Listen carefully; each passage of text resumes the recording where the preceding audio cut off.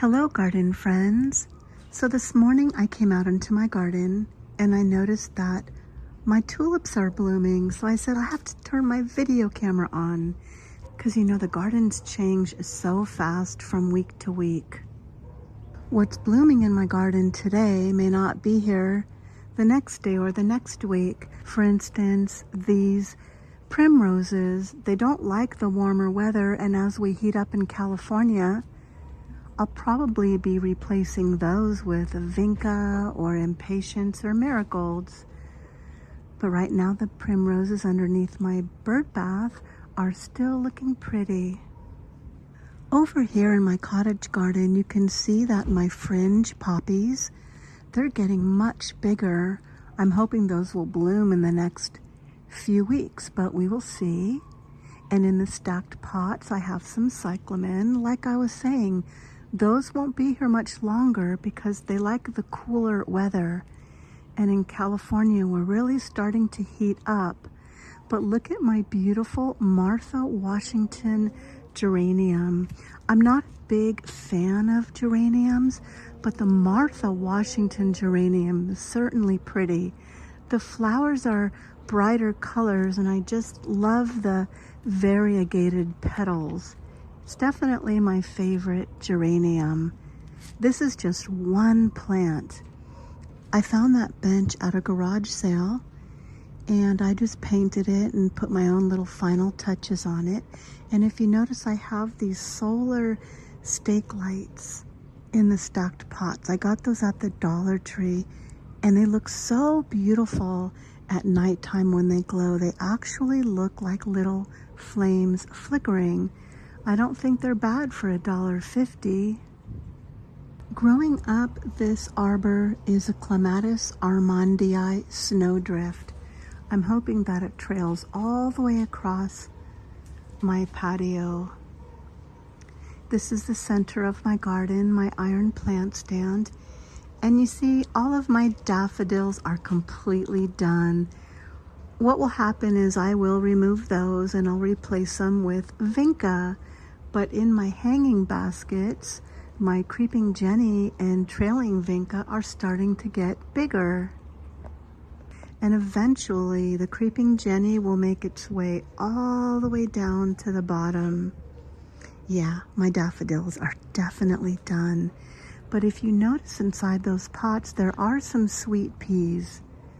So I'm hoping those will kind of take over and maybe climb up the iron structure. Who knows? But the tulips are just stealing the show right now.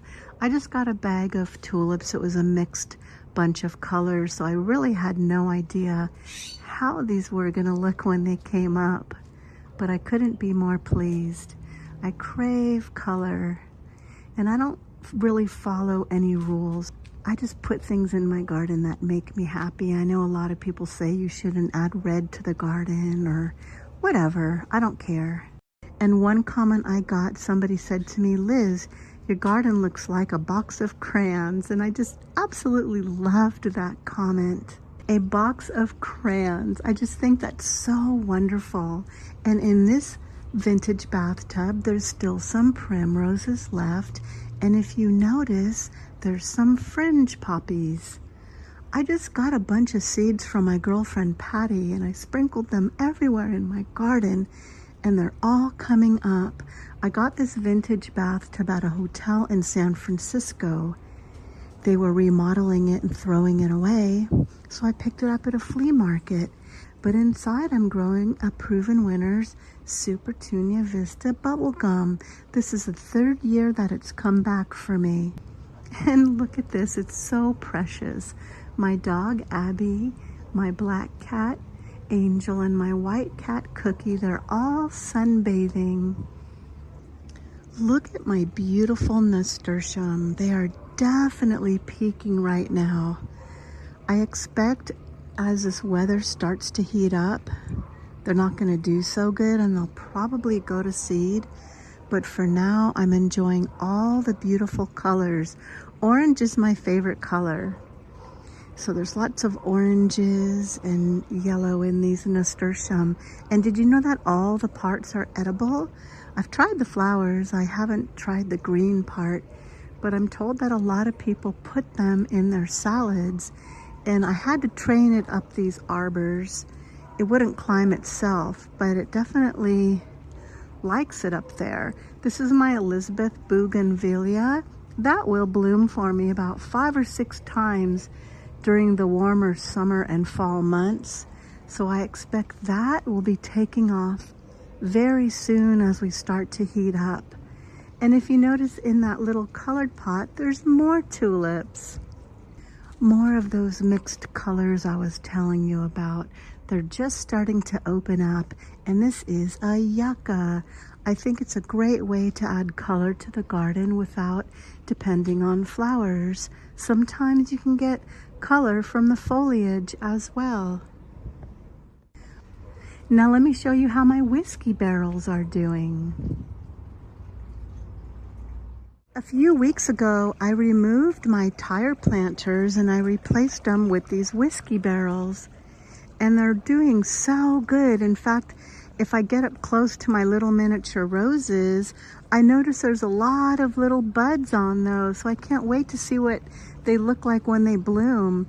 And look at my beautiful Carolina jasmine. That's about the 4th week that it's blooming. One of the best vines I've ever planted in my garden. Right here, there is a Gara with some wild daisies that just come back from seed. And another proven winner, Supertunia Vista bubblegum. That's also the 3rd year it's come back for me. I love the colors of the yellow nasturtium with those beautiful pink petunias. It looks like my kale on each side is gonna go to seed, but that's okay. The pollinators love the flowers. And this is a bluish purple salvia. Don't you just love the way the blue kale leaves have such a nice contrast to the other leaves in the garden? So here's a funny story. My granddaughter Zayla, she was in my garden the other day with a pruners. I wasn't watching her, and she gave a lot of my plants a haircut. What can I say? As you can see, I have a lot of stacked pots in my garden. It's just a way to get height because I feel my garden is on the smaller side. So I can fit more plants if I stack them. And this is a euphorbia. Isn't it beautiful? The little flowers are so tiny, but if you get up close, you can really appreciate the detail. And here's a little view of my children's fairy garden. I got all the decorations from the dollar store, and the little cyclamen, the shades of pink, hot pink and light pink, look so pretty there in the shade. And a bottle tree, and my granddaughter Zayla painted that door for me with her hands. And there's a carex grass just to give it some chartreuse green color with a little cyclamen in the top pot, and then an owaxis purple clover is starting to come up in the bottom pot. That area is my succulent propagation station where I grow cacti and succulents because it gets all morning sun. They thrive over there. And I duplicate my plants by propagating the leaves. So that's how I make more. And they're very inexpensive because all I do is I start with one plant and then I just make more plants from the leaves and little cuttings. So it's a very inexpensive way to get a lot of plants for your garden. And look at my fig tree. That sprouted all new leaves. It's so colorful right now. And in another week, I have no idea what this garden is gonna look like. That's why I just wanted to come out here today and show you. Even over there on my water fountain garden, my clematis is making all kinds of buds. I love clematis. If you can find the right spot for a clematis, oh, they will perform so well for you. They're so easy to grow. Garden changes so fast. It's so exciting. You know, that's how wonderful God is. Nothing's ever the same in the garden. Everything is always changing. And here's a beautiful, beautiful bleeding hearts plant. The funny thing is, I bought the rhizome at the garden center, and when I planted it, I just put it away in a storage area, and I completely forgot what was in this pot. And when it started to sprout, I'm thinking to myself, what the heck is that? I forgot. But now that it's blooming, I remember it was a bleeding heart. What a fun surprise in the garden. You gotta laugh at yourself, right? You gotta have a sense of humor. And this little patio area, I call it my happy place.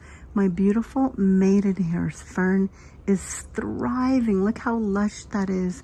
People often ask me what's my secret, and my secret is I don't have one. I just got lucky that this loves the spot. And I will say, I don't like the word lucky. I like the word blessed, because every good thing in this world that we have is not because of luck. It's because God loves us so much, and he loves to give us gifts. Everybody gets gifts. We all get blessed. We all get gifts, but it's up to us to recognize those. So many things we take for granted, and we just don't give any credit to God. We give credit to lady luck or coincidence or chance. But if you've ever had anything wonderful in your life or in your garden, just know that God gave that to you, and they're blessings.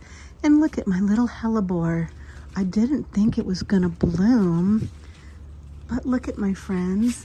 There is a blossom. There's hope after all. Yes, there's hope after all. This is going to bloom. I couldn't be more thrilled. I hope you enjoyed today's garden update, and I hope you have a beautiful day in your garden too. Bye.